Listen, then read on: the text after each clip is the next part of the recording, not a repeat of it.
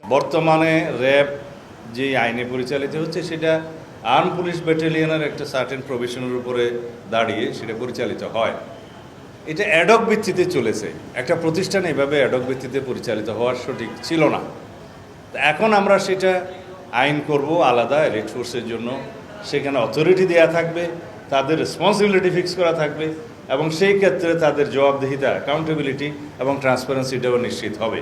সেই হিসাবে আইনটা আমেরিকা যে সময় র্যাবের উপরে স্যাংশন দিয়েছিল সেই সময় র্যাব এমন কিছু কর্মকাণ্ডে জড়িত ছিল, রাজনৈতিক হাতিয়ার হিসেবে ব্যবহৃত হয়েছিল।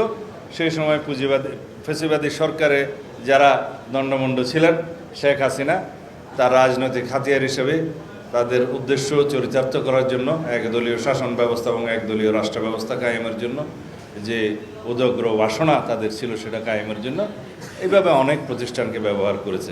যে স্যাংশনটা আমেরিকা ইম্পোজ করেছে সেটা এখনও বহাল, কিন্তু আমরা যদি এলিট ফোর্স হিসেবে একটা নতুন ফোর্স রিনেমড করি বা রেজ করি, সেখানে হয়তো তারা বিষয়টা পুনর্বিবেচনা করবেন।